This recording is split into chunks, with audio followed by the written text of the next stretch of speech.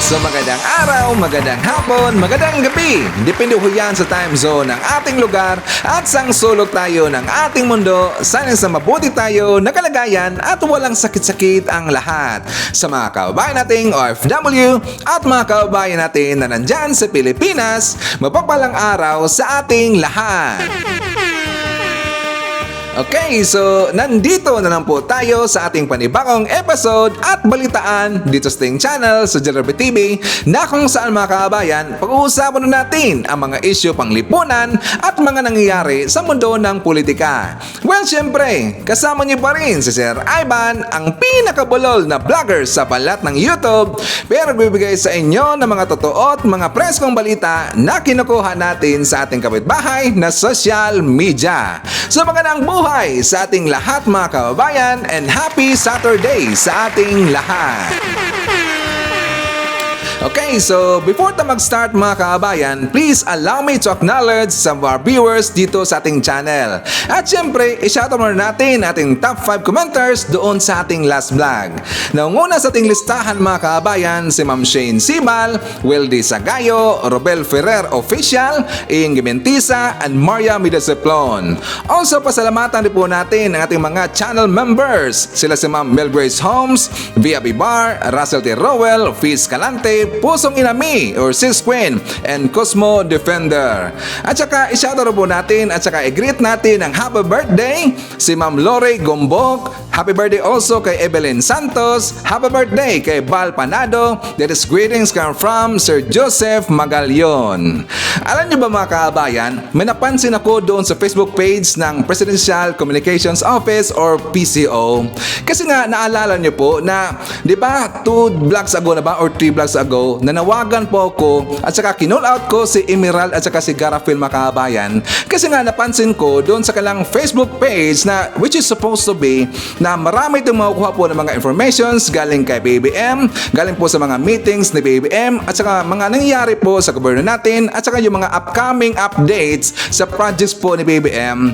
Kaya lang napapansin ko kasi sa PCO, like for example kapag meron pong update or announcement na ibinibigay si BBM sa kanyang personal po na Facebook page mga kababayan, di ba, trina-transfer nila yan sa PCO. Kaya lang ang problema, late kasi nila ipopost doon sa PCO na Facebook page mga kababayan. Late na po, mga oras nga eh.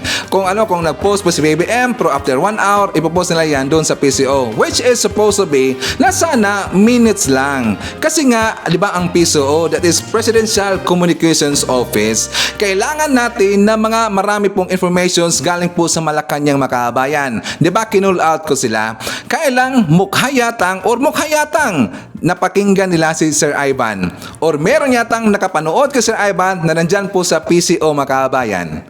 Kasi nga napansin ko 2 days ago, marami na sila mga post ng makabayan. At saka kung napapansin niyo po, ganitong format, di ba pinapakita ko dito sa gilid natin, yan po ay galing sa PCO makabayan. At saka good job po, good job dito sa PCO na nakinig sila kay Sir Ivan. Kasi nga, siyempre, ang gusto lang po ni Sir Ivan makabayan, ma-upgrade po. Gusto lang po natin na marami pong mababasa ang ating mga kababayan, mga informations galing po sa loob ng Malacanang makabayan. So, thank you so much dito sa PCO kasi marami na sila mga post doon mga kababayan. Kasi nga nung hindi pa ako ito nag-iingay, di ba mga post nila yung length po ng kanilang flashcard mga kababayan, kaya that is wide or mga widescreen ba or tawag niyan 16 by 9 ba na size. Pero ang kanilang mga flashcard ngayon at marami pa 4x3 ang ginamit nila mga kababayan. Saka mas okay naman kasi nagagamitin po yung size na ganyan, yung 4x3 basta mga flashcards mga kababayan. So, good job po. And hello dito sa PCO kasi nakinig sila kay Sir Ivan. Pasensya nga pala kay si Ma'am Zenda nga pala mga kababayan. Laging nakamonitor kay Sir Ivan. Pati rin po si Ma'am Emerald, saka good job kay Ma'am Emerald. At least napakinggan nila si Sir Ivan. Saka Happy New Year sa inyo. So anyways, sana wag kayong magalit po. Taga PCO, wag kayong magalit kay Sir Ivan. Kasi nga ang gusto lang po ni Sir Ivan dito na ma-upgrade po yung mga platforms natin. Lalong-lalo na sa government po na mga Facebook pages. Kasi nga, we deserve to know more informations galing po kay PBM, galing po sa loob ng Malacanang. Hindi naman kasi maganda tingnan tingnan kapag ang isang government platforms ay lonely tingnan mga kababayan. Wala tayong masyadong makikita ng informations, pero at least inaksyonan nila ni Ma'am Zen, siguro si Ma'am Zen or sila si Ma'am Emerald. So again, thank you so much and a good job po sa PCO. So pagpatuloy niya lang niya mga kababayan. At siya nga pala, please trabahoin niyo rin po yung isang Facebook page niyo, yung maging mapanuri. Kasi siyempre, marami pong mga naglipaan ngayon ng mga fake news, mga balita. So, siyempre, trabaho niyo po na sagutin niyo yung mga fake news, mga paninira nila kay PBBM, mga paninira nila sa gobyerno natin. So, trabaho po ng Facebook page na maging mapanuri. At saka yan po ang programa, isang programa po or isa sa mga programa ng PCO. Siyempre, may sweldo tayo, saka trabaho niyo po yan. So, dapat trabahoin na po natin. Okay? So, sana sa taga-PCO at sa pamunuan po ng maging mapanuri, huwag kayong magalit kay Sir Ivan. So, anyways, mga kababayan, alam niyo po sa last vlog natin, di ba napag-usapan natin si ex-senator Nikki Cositing at saka nabanggit ko doon yung issue niya noon na hindi mahilig magpanty mga kababayan. At saka meron pong balita noon na nasilipan daw si Ma'am Nikki Cositing kasi nga hindi mahilig magpanty or baka nakita daw ang kanyang pagong mga kababayan. Alam niyo ba yung mga supporters ni Nikki Cositing umatake kay Sir Ivan? Sabi nila sobra daw yung napaka-personal daw yung atake ko kay Nikki mga kababayan. Personal daw, yun po ang balita-balita noon. Pero hindi ko sinabi na yan po ay totoo. Nagbabase lang po si Sir Ivan mga kababayan doon po sa mga comment dyan sa baba, sa comment section natin. Kasi marami po tayong mga kababayan, mga solid viewers na alam po yung nangyari sa panahon po ni Nikki Cositing. Bakit ko sinabi na hindi ko sure sa balita na yan? Kasi nga, noong panahon po ni Nikki Cositing, hindi pa ako active sa mga politics mga kababayan. So, syempre, mga kababayan nating mga viewers, alam nila yung nangyari sa panahon po ni Nikki. So doon na po nagbabase mga kababayan. Pero hindi lang po iisa ang nagsasabi noon na yung issue po tungkol sa panty ni Nikki at sa nasilipan rin daw, marami nagsabi mga kababayan. So doon po ko nakabase. Umatake sila, sobrang paninira daw kay Nikki mga kababayan. Saka napaka-personal daw yung atake noon. Pero babalik ta rin natin sila. Yung atake ba, o mga haters, yung atake ba ni Nikki, hindi ba yun personal, yung atake niya kay PBBM? Hindi ba yun personal mga kababayan? Diba? Si Nikki nga sumakay lang ho yan sa issue ngayon ng pulburon kasi nga marami pong nagsasabi at hindi lang po si Sir Ivan nagsabi na may plano daw itong babalik sa politika itong si Nikki this coming 2025 mga kababayan. Kaya nga nakahanap siya dito ng oportunidad, sumakay siya sa issue ni PBBM para siya po ay mapag-usapan dito at para po uminit ang kanyang pangalan mga kababayan. Pero napag-alaman ho natin at base ho sa mga comment dyan sa baba na ito daw si Nikki ay wala daw nagawa noong panahon niya mga kababayan. Pero alam naman ho natin na ito pong si Nikki Cositing isa tong dilawan mga kababayan. So siyempre ayaw ho natin na makabalik po sa gobyerno natin itong mga dilawan. At saka meron po akong nabasa dyan sa baba na kung saan ito'y tungkol po kay Nikki mga kababayan. So para alam ho na mga haters, mga supporters po ni Nikki Cositing, ayon po dito ni Ma'am Nancy Palian, sabi niya Nikki Cositing nagngaw-ngaw dahil gusto niyang babango pangalan niya using President Bongbong Marcos para sa pansarili niyang political interest.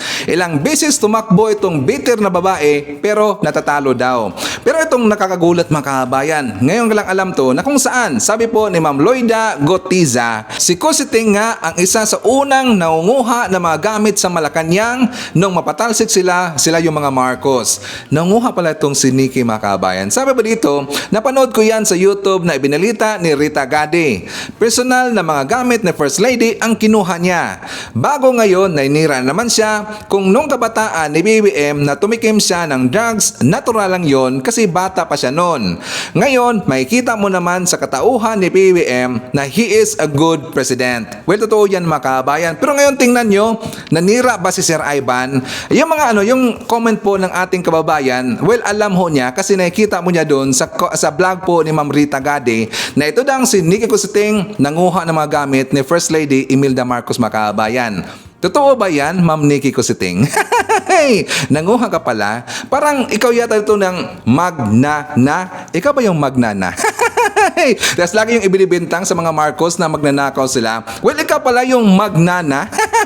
Nakatawa naman. So anyways, Fourth, mga kababayan, pag-uusapan ho natin itong issue na hindi naman issue, yung balita talaga na nag-viral na ito pong si General Macanas Sr. ipinapaaresto na ng kapulisan, mga kababayan. Kasi nga napag-alaman ho, nasa kanyang vlog, mga kababayan, isa ho siya dito sa nangingganyo, at saka sabi pa nga niya doon sa kanyang vlog, mga kababayan, na ito ito si AFP daw, ang AFP at saka yung PNP, kinumbinsi na daw si PBM na paresignin, mga kababayan. Sabi niya, sa kanyang ingganyo siya dito ng mga military men, at napag-alaman po ng kapulisan natin na isa sa dito sa napakana na gustong pabagsakin si PBM at saka magkaroon dito ng destabilisasyon sa loob ng military, mga kababayan. Siya po ang napapakalat ng fake news. Buti lang, nadiskubre ho yan ng AFP at saka ng PNP. At yan po'y inaksyonan, mga kababayan. So, si General Macanas, handang-handa na po na ipapakulong o saka ipapaaresto, mga kababayan. So, pag-uusapan po natin ang consequences po dito sa kapag doon sa mga military men na kung ano ba ang ipapato sa kanila na kapurusahan kapag gumagawa sila ng ganyan, mga kababayan, yung magpa-plot dito ng destabilisasyon. Ito po in-explain ni Trillanes doon po sa platform po ng political scope na kung saan marami tayong makukuha doon, mga kababayan, na mga informations kung ano ba ang consequences dito kay General Macanas. At saka alam niyo ba si Attorney Harry Roque na nanawagan ngayon kay PBB, mga kababayan, na magpa-drug test daw. Naniniwala kasi siya dito kay Maharlika na itong si BBM ay gumagamit daw ng pulburon, mga kababayan. So nanawagan po si Attorney Harry Roque. At saka babasahin na po natin ang kanyang statement. Sabi niya, ang aking suggestion, may humble suggestion, magpa-drug test si President BBM. Dahil dyan, lalabas ang katotohanan. Kung siya ay gumamit ng droga, magkakaroon yan ng residual effect. So tingin ko, karapatan ng taong bayan yan, at siyempre yan ay para din sa kabutihan ng presidente ng malinaw at mapasinungalingan ang mga paratang. Ayaw ko naman na palaging pinagbibintangan na gumagamit ng droga ang aking presidente. Gusto kong malinis din ang pangalan ni presidente at sa pamamagitan ng siyensya, drug test, yan ay mapapatunayan o mapapasinungalingan. So yan po ang statement na nilabas ni Harry Roque, mga kababayan. Pero di ba sinagot na ho yan ni BBM sa panahon po ng pangampanya, mga kababayan?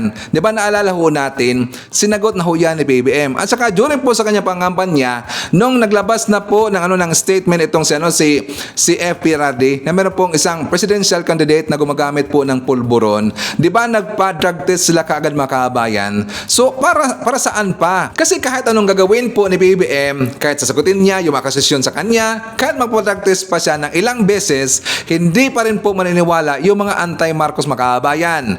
Gagawa pa rin po ng hakbang, mga pagbalabas pa rin po ng mga fake news para ikasira po kay PBM. So for me, mga kababayan, walang kwenta po na sasagutin ni PBM at sa magpadaktis siya kasi hindi naman po maniniwala yung mga anti-Marcos, di ba? So siyempre, marami pang iba. Alam niyo po si Sir Ivan, palagi itong marandalan ba mga pasabog every time na maglalabas tayo ng mga bagong balita dito sa ating channel.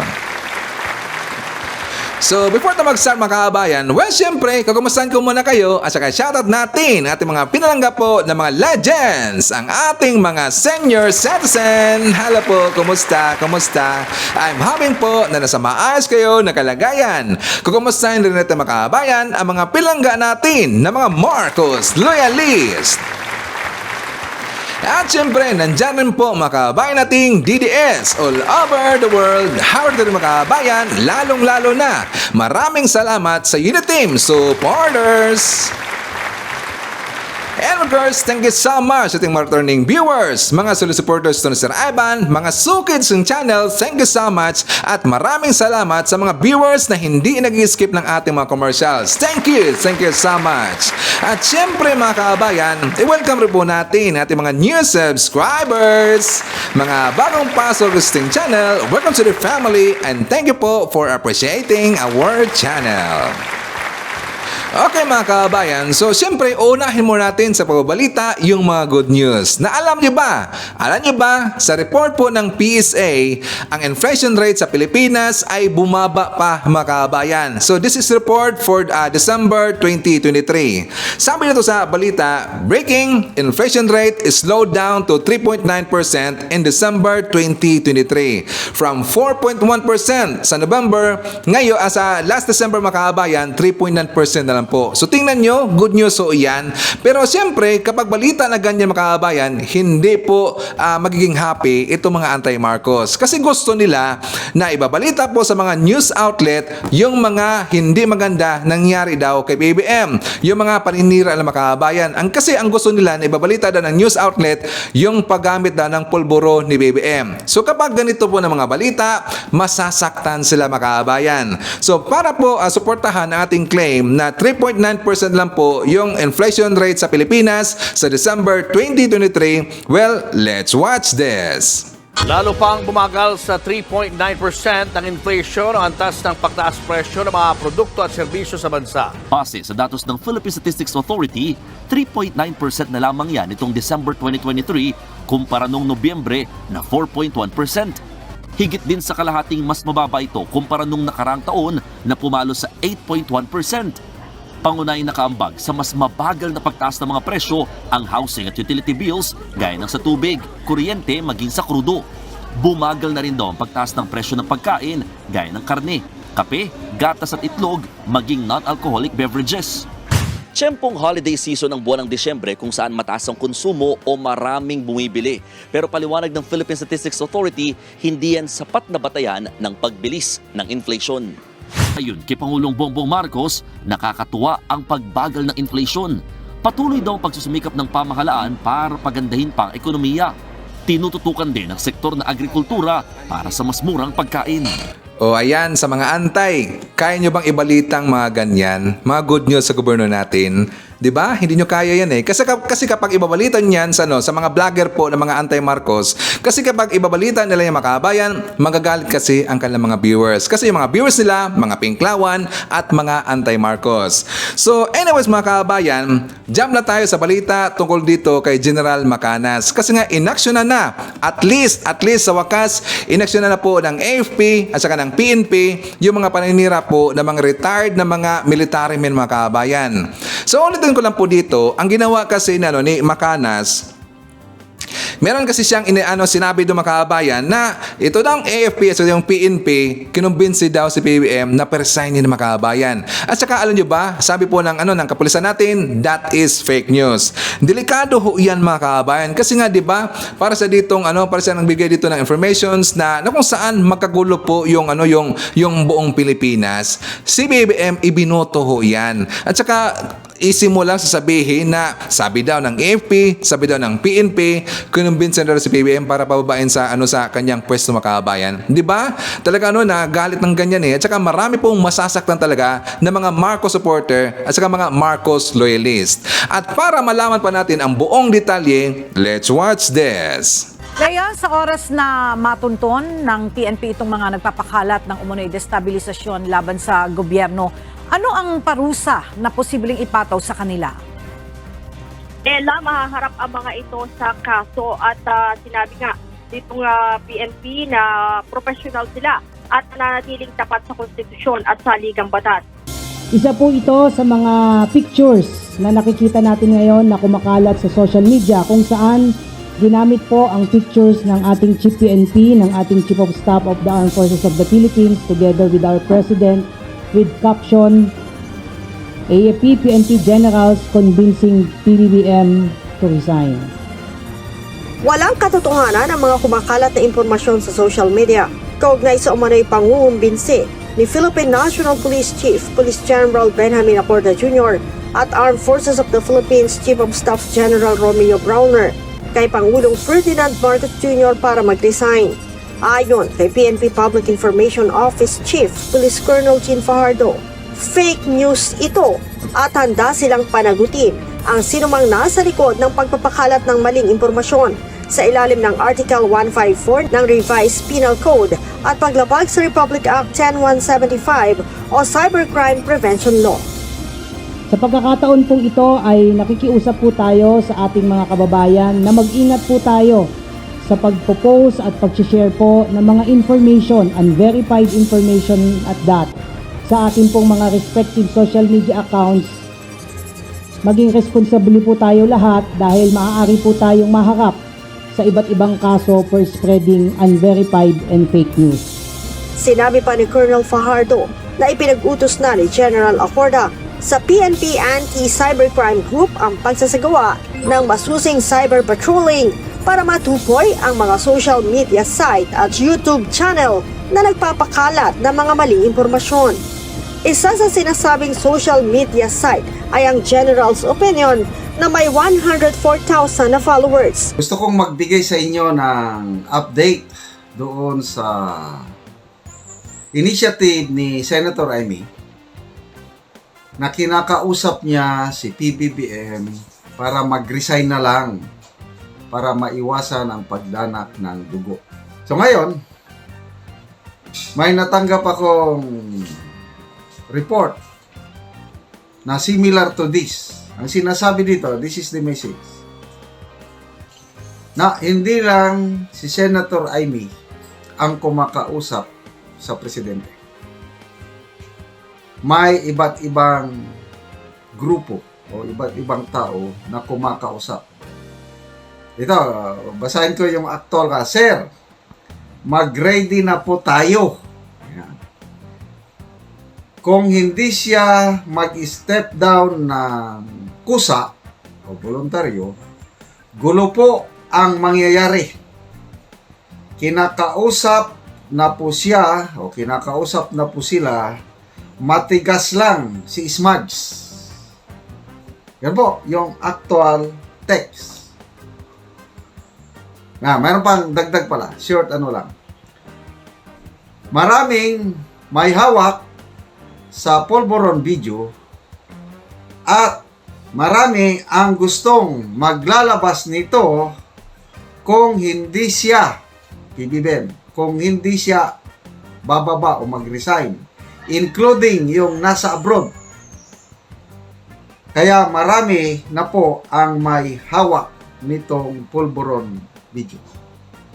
Kasi doon pa lang yung narcolist ni PRRD na kasama ang kanyang ading bonget. Malaking bagay na yon. Tirain mo yan. Hindi lang siya user, kundi protector pa kung nasa narcolist. Alam ni Manang Amy yan. Hindi niya maidi-deny. Kasi kung hindi totoo yung revelasyon ni Maharlika, magsalita na sana sila.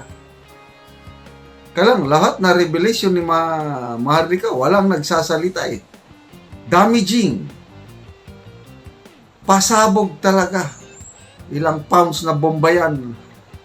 500 pounds o 1,000 pounds na bomba yung mga binabato ni Maharlika. Hindi sila sumasagot. Na yung aking source, napanood niya yung video na yon sa isang army colonel na PMA graduate. At maraming PMAers na may hawak nito. Na nagbigay sila ng instruction dito sa aking source na huwag mong ilabas yan. For your eyes only. Ganun.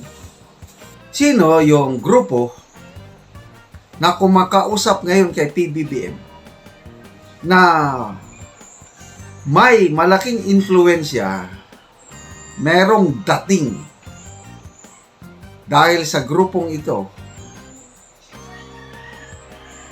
magre-resign siya. Kahit ayaw ni Smugs. Kasi matigas si Smugs, sabi niya. Kailan kung itong grupong ito, sila na ang gumagalaw, wala na. No way to go. Bababa. Again, inuulit po natin, to all spreader of fake news, we are monitoring you para po matigil na po natin itong mga ganitong maling aktibidad. At once ma-identify po namin kayo, we will file appropriate charges once matukoy po natin kung sino po ang nagpapakalat ng ganitong klaseng fake news using the picture of our Chief PNP. Kaugnay naman sa destabilisasyon, sinabi ng opisyal na wala silang namomonitor na paggalaw sa hanay ng pambansang pulisya ukol dito.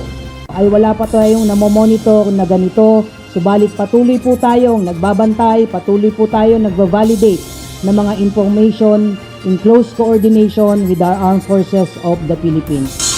Fake news speedless talaga itong si General Macanas, mga kabayan. So dapat lang talaga na ikulot ng gunggong na ito. Gunggong to si General. Di ba sabi po ni Direk Ralyap na hindi po alam ni Senator Amy Marcos, mga kabayan, yung tungkol po sa na gumagamit daw ng pulburon si PBBM. Sabi nga yan mismo ni Direk Ralyap na hindi po alam ni Senator Amy Marcos. Ngayon, tingnan nyo, ay papaaresto na siya ni General Acorda, mga kabayan. So buti na lang po, dapat po na-aksyonan yung mga ganyang tao kasi sila po'y nagpapakalat to ng mga fake news, mga maling balita. At saka anong problema kasi ito, mga kabayan, kapag ma-pick up kasi yan ng ibang tao at walang alam yung tao na yon, nakabase lang sa balita na yan, naku po, maniniwala kagad, mga kabayan. So dapat lang sugpuin po yung mga klaseng taong ganyan, yung mga influencers na mga ganyan, mga kabayan. Tingnan nyo, general ka, tas hindi mo alam yung mga informations at dinadamay pa niya dito yung ibang mga military men, mga kabayan. Sabi na hawak daw ng mga premiers. Kapag hawak ho yan ng mga premiers, noon pa man, mga kabayan, di ba meron silang ginawa po na manifesto na tatanggalin na sa pwesto si PBBM. So noon pa, ipinalabas na niya, mga kabayan. Kasi nga, meron akong nakita noon ng mga vloggers na sabi nila, ang target na nila is first day of 2024, dapat daw matanggal na si PBBM. Sabi pa nga nila na dapat na first day of 2024, may palabas na yung video, mga kabayan. So kalaunan, sabi nila, i-forward daw ng 5 days or 4 days. So naging January 5, mga kabayan. Bakit until now, wala pa rin po yung video? Nasaan ba yung video? Under Director's Cut ba? Inedit pa ba? Naging AI ba? Nakatawa, General Macanas, gunggong ka talaga eh. So dapat lang ikaw po'y makulong. At sabi po, mga kabayan, sabi po ng mga vlogger na hindi daw takot makulong itong si General Macanas. Sabi niya, magpakulong daw sa mga kabayan. Well, it's up to them. Well, sabi niya, so dapat lang ipakulong. Ngayon, nagkagulo na po yung mga didis vlogger. Kasi diba sabi po ni yung babaeng spokesperson po ng PNP, 'di ba sabi niya kapag makita nila na ikakalat po yung video po nito ni General Macanas, papatawan daw ng charges, mga kabayan, or mga kasuhan po. Ngayon, mga nagpakalat po ng video na yon ng mga DDS, marami pa naman sila. Marami kong nakita, mga kabayan, ginamit po yung vlog po ni Macanas. Yung person na yon, yung pinakita ko sa inyo, galing po yun sa ibang vlogger. Kinuha ko doon at saka nilagay ko, mga kabayan. So yung mga vlogger na yon, dinilit nila ang kanilang mga video, mga kabayan. Kasi nga, di ba, sabi na po yung PNP na kapag makita nila na ibabakalat po yung video ni Macanas at walang nakalagay na ito'y fake news, kakasuhan sila, mga kabayan. So okay, so that is a good talaga na update from our military men. So dapat lang na sila, mga kabayan, yung action na po sila kasi sumusubra na eh. 'Di ba? Ipinapahiyan na si PBBM, sinisiraan na si PBBM, at saka yung mga ginagawa po ng mga vloggers na yan, wala naman silang pakialam sa Pilipinas, mga kabayan. Totoo lang, wala silang pakialam po sa kapakanan ng Pilipinas. Ang iniisip nila, personal interest, kung paano magkapera ang kanilang bursa, mga kabayan. So anyways, now, jump tayo dito kay Trillanes kasi nga dito sa kanyang statement, sa kanyang interview doon sa Political Live, mga kabayan, marami itong makukuha po ng informations na ito po ang sakto na pagka-explain. Kasi nga si Trillanes, syempre siya po isang military man, mga kabayan, at alam niya yung nangyayari sa loob rin po during sa kanyang time. At ano ba ang consequences na mangyayari dito kay General Macanas? So, for more details, let's watch this. Yung Estado has the right to use its power to defend itself, to defend democracy. Kung talagang gumagawa naman ng krimen, kailangan nilang kakasuhan. Marami dyan, cyber libel, inciting to sedition. So yan yung mga pwede nilang i-file. Doon naman sa mga retirado, ito, na-mention ko rin ito doon sa aking isang interview na hindi alam or nakalimutan ng mga ibang retirado na hindi ko mo retired ka na from the service, ano ka na, no, civilian. Hindi po, no? Meron tayong batas, yung Presidential Decree 1638, wherein kahit na ikaw ay retired na, covered ka pa rin ng Articles of War. Yung military court po ba yun? Military court. Pwede kang i-court martial dyan. Maaring ang penalty dyan ay forfeiture ng pension mo. Pero pension pa rin yun, malaki-laki yun, ginagamit mo yun. Kaya siguro, ito, no, pagka na panood nila ito, marinig nila na gano'n, siguro maghuhunos dili sila ng konti na tipong ano ka pa rin, dahan-dahan ka ng konti at baka ma-forfeit yung pension mo o ma-court martial ka. Yun po. So, kanyan, that will for sure will have a chilling effect dun sa mga nag-iisip. Kasi akala kasi nitong mga retirado na ito or even yung ibang active, akala nila madaling mag-rebelde. No? Ito, masama nito, yung kanila, yung kausa nila, ay ipaglaban si Duterte. Isa sa pinakang corrupt na presidente ng Pilipinas, at ano pa, mamamatay tao pa. Ipaglalaban mo yan, i-risk mo yan, kahit yung pension mo na lang, para dyan sa tao na yan. Huwag naman, ano? Sayang naman yung training natin sa PMA kung gagawin nyo yan. Sa ngayon kasi, wala pa tayong nakikitang reasons, no? Internal or external. Reasons kasi itong si President Marcos, nag-anti-China nga siya, no? Pinaglalaban niya yung sa West Philippine Sea. Domestically, tapos na yung laban halos sa NPA, sa ano. Ngayon, may mga iba nagsasabi yung peace talks daw with NPA. Yan nga po, isa yan. Oo. Pero wala naman ceasefire . May peace talks, pero wala naman ceasefire. So, it's sabihin tuloy-tuloy lang. Dapat walang ano yun. It's a political decision. So, kuwan yun. And remember, yung peace talks, yan yung nag-solve nung MNLF problems natin. O ginawa ni So, kailangan kasi talaga na may mga ganyang closure. At lahat ng mga insurgencies sa buong mundo ay nasolusyonan ng peace talks. No? Whether you are talking or negotiating from the position of strength or not, but still, there is a negotiation. So wala tayong nakikita. Ngayon, ang nilalabas nila dun sa mga chat groups, yung kung makakulong daw si Duterte, ay kailangan ipaglalaban natin. Yun nagiging ito, parang yun yung pinakang cause mo to defend a monster like Duterte. An individual po. So, an individual, which is morally and legally wrong, no? And I don't know kung anong naiisip nila to do that. And I don't think may hikayat naman yung mga tao for that. Pero meron silang ginagamit ng mga pang-agitate.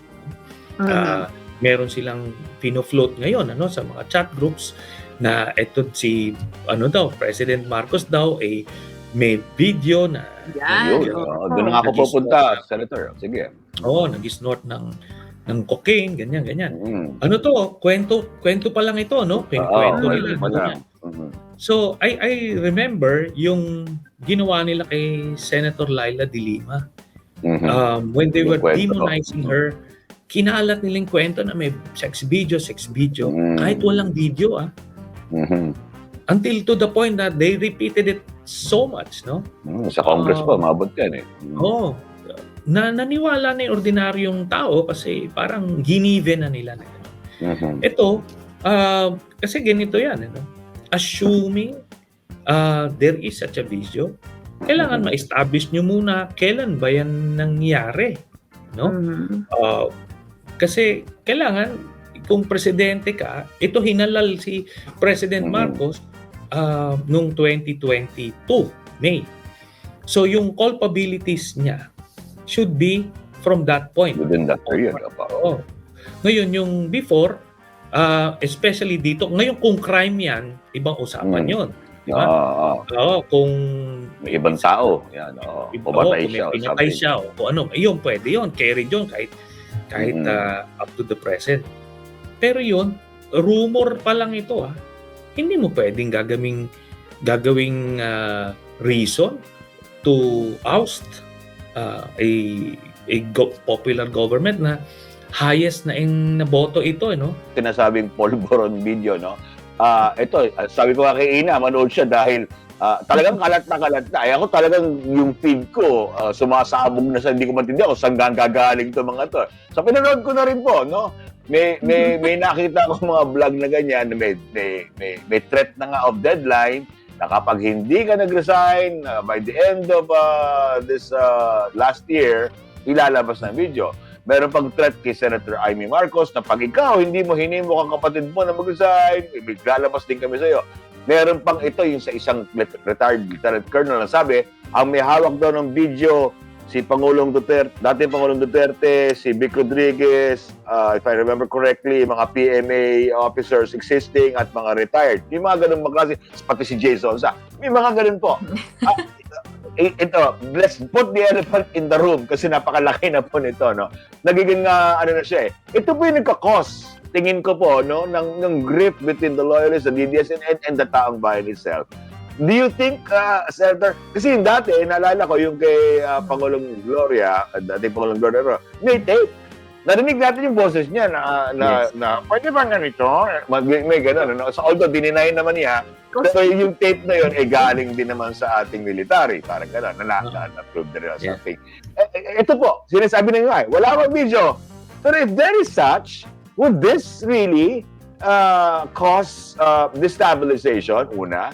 Pangalawa, is it enough for a sitting president to step down? Pangalawa pong tanong ko sa inyo, being a public policy, no? At ang pangatlo, how is this affecting the nation? Kasi alam niyo naman ng mga Pilipino, ano rin to, mga marites din.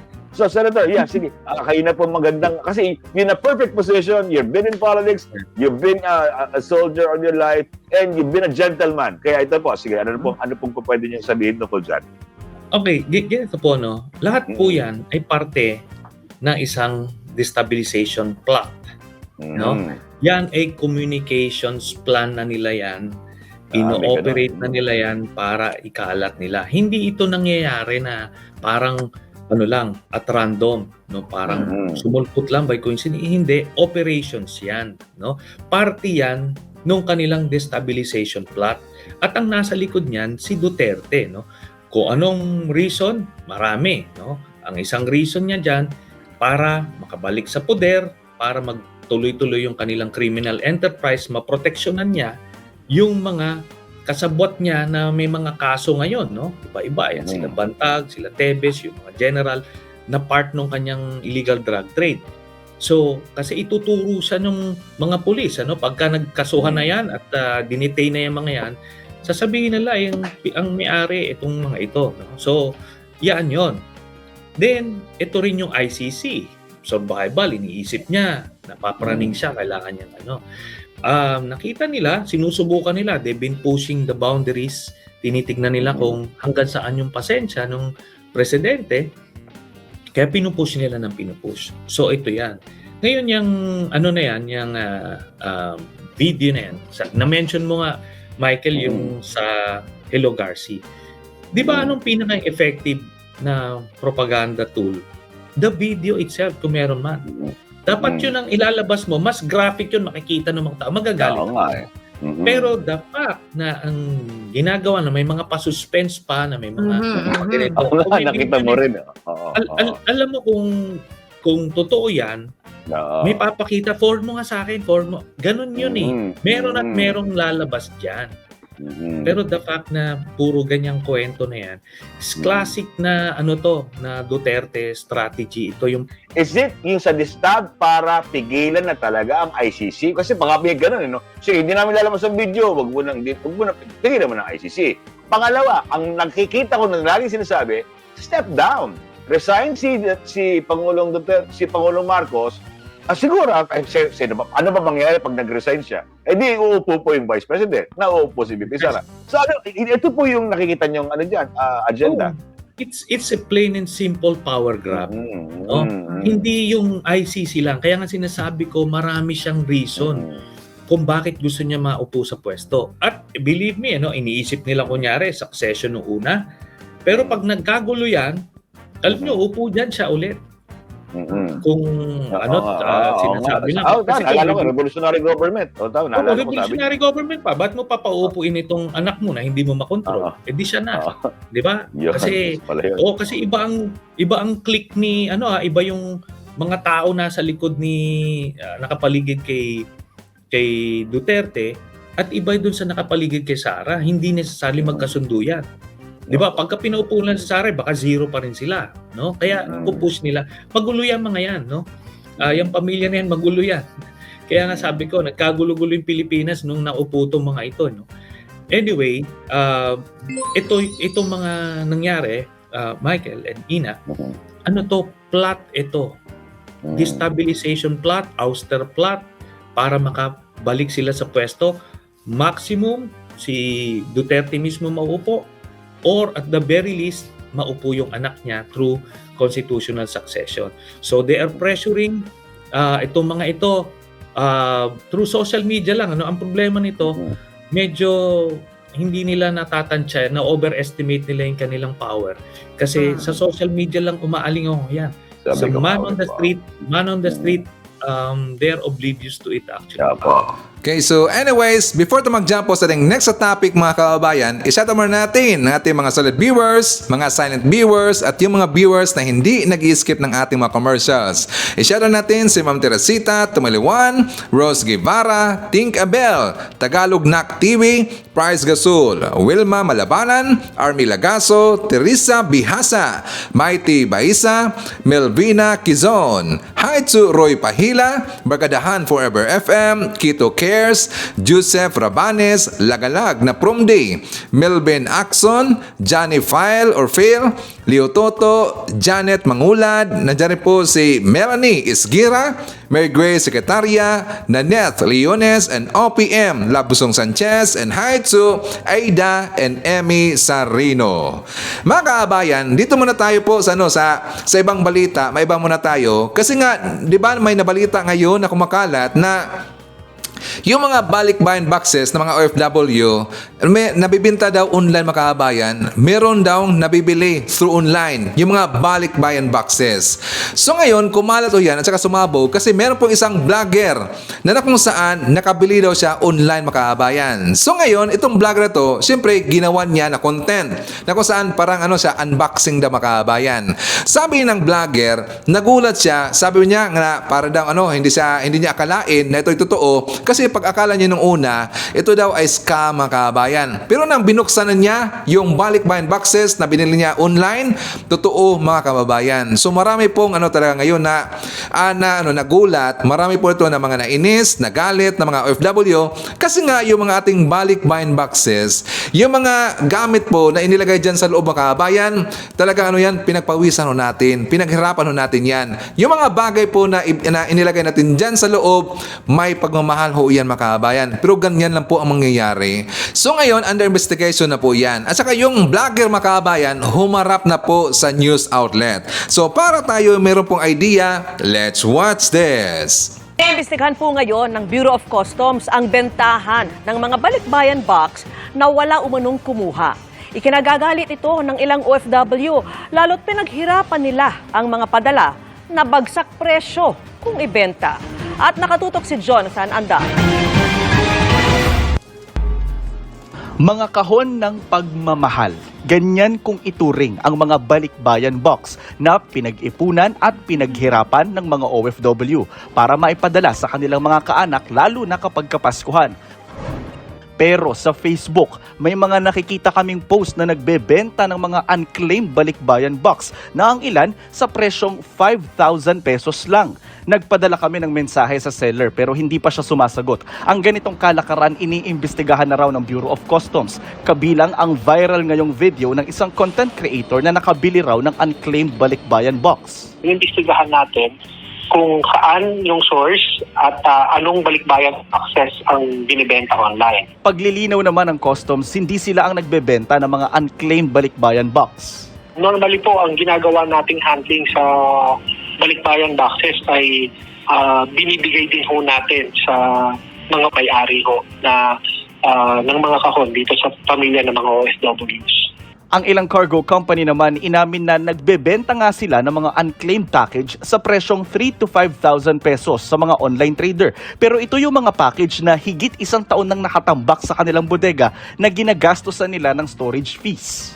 We have spent money to mobilize the cargo from their homes, okay, and shipping it all the way and sending it to there and keeping it in safe and secure custody with us. So at least let us cover a small part of the freight. Tinatawagan naman daw muna nila ang mga nagpadala bago mag-dispose. Yun nga lang, hindi na raw makontak ang iba. Pero merong mga OFW tulad ng nurse sa Canada na si Buena na nawawalan ng balikbayan box na 2019 pa niya ipinadala papunta sa ng Cavite. Hindi raw kasi nakabayad ng fees sa Bureau of Customs ang kinuha niyang courier sa Canada na kalaunay nagdeklara ng bankruptcy.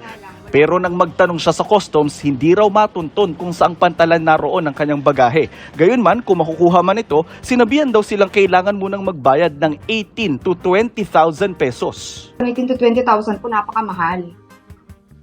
Mas mahal pa kaysa sa laman? Parang hindi ko na lang sa family ko, parang hindi na worth it. Pero sabi ng customs, wala silang ganyang polisiya. Kailanman po ay hindi po na tayo nag-demand ng babayaran para lamang ho makuha nila yung kahon. Kung mapatunayan po natin yan, we will make sure po that we will file administrative cases and we will suspend or terminate po itong empleyado na ito. Bubuo na raw ng Interagency Task Force ang Bureau of Customs na magbabantay sa umano'y modus na balikbayan box for sale. Eksklusibo namang humarap sa News 5 ang vlogger na nakabili raw ng hindi na-claim na box. Nasa frontline ng balitang yan, Simon Gualvez. Meron nga ako nakitang isang post na meron daw mga balikbayan box na hindi na daw nakiklaim na mga pinapadalhan. Ibinagbebenta na pala siya. Ito ang viral video ng vlogger na si Alexis Vines patungkol sa pagbili niya ng balikbayan box online sa halagang 5,500 pesos. Nakarating ito sa Bureau of Customs na sinabing ipatatawag ang vlogger at iimbestiga na umano'y bentahan ng balikbayan boxes. Eksklusibong humarap sa News 5 si Alexis. Kwento niya, nakita niya lamang online ang mga ibinibentang balikbayan box na hindi nakiklaim. Na-curious daw siya, kaya ito binili. Pero nang buksan ito, nagduda siya kung tunay nga ba ito. Baka scam lang to, baka ginagamit ko yung balikbayan box, ganun. Tapos nilalamanan lang nila para sabihing balikbayan box. Git ng vlogger, hindi gawa-gawa ang video niya. Handa rin daw siya makipagtulungan sa investigasyon sa umano'y modus. Hindi ko rin po talaga alam na illegal ba ito or legal. Pero nabili ko lang po siya online, which is pwede po natin makita lahat at pwede po natin mabili lahat. Kaya po pinakita ko po sa video, nalaman po natin na lahat na may ganun po pala talagang nangyayari. Nauna nang kinumpirma ng Bureau of Customs na may ilang forwarding company na kung hindi ibinibenta, pinamimigay na lamang ang mga balikbayan boxes na ilang taon nang nakatenga sa kanilang mga warehouse. Kung ito is under a contractual obligation na kapag hindi may pagsang-ayon o consent, itong nagpapadala na maaari mong kunin yung box ko kapag hindi ko na talaga kinlaim yan o hindi ko binayaran yung dapat bayaran ko sa inyo, nagkakaroon talaga ng karapatan yung pinagpadalhan to liquidate. Pero ang Filipino nurse na si Buena na nasa Canada, hindi maiwasang mainis nang mapanood ang viral video. Ang mas kinaiinit daw ng kanyang ulo, may balikbayan box din silang 2019 pa hinihintay dumating. Pero hanggang ngayon, wala pa rin. Ang mas malala, sinisingil pa raw sila na nakausap niya sa Bureau of Customs hotline para lang mailabas ang balikbayan box. Kompleto naman na raw sila sa lahat ng requirement at bayad sa BOC. Nung tumawag ng kapatid ko, doon na nagsabi na may bayad nga, 18 to 20,000 yon. May fee daw po para ma-release there. Aside sa mga requirements na documents, yung power of attorney and then yung ID. Itinanggi naman ng Bureau of Customs ang akusasyon.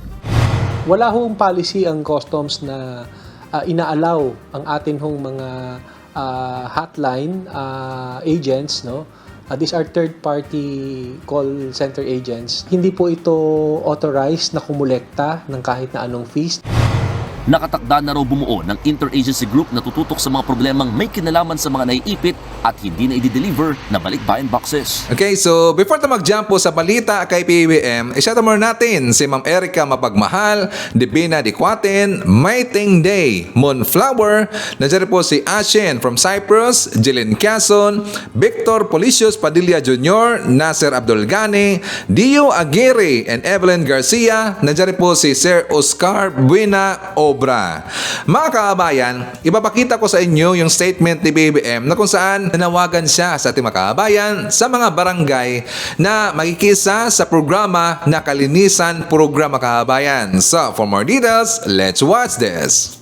Mga kababayan, ito po si Bongbong Marcos ng Barangay Lacub, Batak, Ilocos Norte. Sa lahat ng Pilipinong tulad ko na kabilang sa isang barangay, inaanyayahan ko kayong lahat na dumalo at sumali sa mga pagkilos, pagtitipon at pagpapasinaya ng National Community Development Day ngayong darating na ika-6 na Enero. That day is neither new or novel. 3 presidents before me have issued a proclamation encouraging our people to market in ways that best underscore the timeless ideals that community development hopes to achieve. Ang mungkahi na pasiglahin muli ang pagdiriwang ng Community Development Day ay nanggaling na rin sa mga pinuno ng ating mga barangay. And I heed them to honor the kind of governance I not only preach but practice. That programs are developed from the ground up and supported by government at every level. That government funds should not slowly drip to the communities which deserve them best, and neither must economic progress trickle down to the people who need them most. Quite the opposite. The last and the least of society, those who have been left out and left behind, should get the most first. And that, my fellow Filipinos, is what defines and drives Build Better More. Maganda rin po ang timing ng Community Development Day. Itinaon sa unang linggo ng bagong taon, panahon ng masiglang pagsasalubong sa mga paghamong darating, mga paghamong ating tiyak na pagtatagumpayan. My friends, let us see in our barangay the changes we want for our nation. Let our barangays be the laboratory of workable ideas, a showcase of what we can achieve together, and proof that the basic government unit, the barangay, teams with best practices. Simulan po natin sa kaayusan at kalinisan. Filipinos do not deserve dirty, dingy, or dark communities. Kaya kumilos tayo upang gawing maaliwalas at malinis ang ating kapaligiran. Dapat walang lugar ni puwang ang dumi, dugyot at dilim sa ating pamayanan. Ang ating mga ilog po ay hindi basurahan at lalong hindi imbakan ng dumi ang ating karagatan. Our rivers are not sewers through which trash flows out to seas that have become cesspools of our waste. Because of plastic, they have become dead pools of marine life. Cellophanes choking corals to death, microplastics ending up in the fish that we eat. Government will do as much as it can, but it can only do so much. We cannot deploy sweepers who will follow each citizen around and pick up every trash that is thrown. We cannot spend tens of billions a year collecting garbage whose volume could have been reduced through individual daily reuse and recycling. At the end of the day, it is not only modern equipment that will win the war against waste. It will be won by citizens equipped with a habit not to litter and whose allegiance to a clean and green community has become second nature to them. When it comes to cleanliness, believe me, constructive action will always be better than any app. Solid waste infrastructure to work must be founded on solid will, not just by the government, but most importantly, by the people. Sa usaping ito, iniutos ko ang mga kinaukulang ahensya na isama ang kalinisan sa mga performance guarantees ng mga lokal na pamahalaan. Ang paggawad ng mas malaking premyo at insentibo sa mga LGUs na kahanga-hanga ang mga nagawa sa kalinisan, ang pambansang paligsahan para sa gulayan sa barangay, ang paggamit ng motor vehicles users charge para sa pagpapailaw ng mga pambansang kalsada at lagusan, ang pagpapaigting ng kampanya laban sa single-use plastic at ang pagrerenda sa tilang malarayot na paggamit ng tarpaulin. But community development encompasses not just cleanliness of our surroundings, but embraces a long to-do list that makes a village viable, livable, the best place to raise a family, to retire happily, because body and soul are both cared for well. It includes children's welfare, crime prevention, climate change adaptation, capacitating institutions to resolve local disputes, community health and nutrition, commerce and trade. Ang mga nasa barangay ay ang mga frontliner ng pamahalaan. They are the forward detachments of government service. They are the first responders to people in distress. Kaya kung walang patid at pahinga ang kanilang trabaho, ang community development ay hindi rin dapat ipagdiriwang isang araw lamang sa buong taon. Every day must be Community Development Day. At yan po ang prinsipyong tinutulak ng Build Better More upang agaran natin marating ang bagong Pilipinas at ang mithiin nitong kaunlaran, kapayapaan, kasaganahan para sa lahat. Parang si Apulacay magsalita si PBBM mga kabayan, no? Ang sarap pakinggan parang si Apulacay. So anyways, yan po ang nakalap ng mga balita ngayong araw. Kung nakaabot ka po sa portion na to, sana nakapag-like na ho tayo. Libre po ang mag-share, libre din ang mag-subscribe. Again, maraming salamat sa mga viewers na hindi nag-skip ng ating mga commercials. Thank you so much. At before natin tatapusin ang ating programa ngayong araw, sana sabayan nyo si Sir Ivan para sa ating live messaging prayer. Ama sa langit, salamat po sa magandang araw na ito. Salamat po sa pagbibigay mo po sa akin ng isa pang pagkakataong mabuhay at tamasin po ang kagandahan ng iyong mga nilikha. Punuin mo po ang aking puso ng iyong pag-ibig, kapayapaan, pag-asa at higit sa lahat ang iyong banal na presensya. Isinusuko ko po ang lahat sa iyo. Mangyaring gabayan mo po at protektahan ako at ang aking pamilya ngayong araw. Hinihiling ko po ang lahat ng ito sa pamamagitan ni Jesucristo na aming tagapagligtas. Amen. So maraming salamat mga kababayan, and I hope to see you again on my next video. BBM Sara, BBM Sara, pagkakaisa patungo sa ginhawa. BBM Sara, BBM Sara, para sa kinabukasan naming mga bata. BBM Sara, BBM Sara, walang imposible na kapag nagsama-sama. BBM Sara, BBM Sara, ang presidente at ang bisi na mahal ang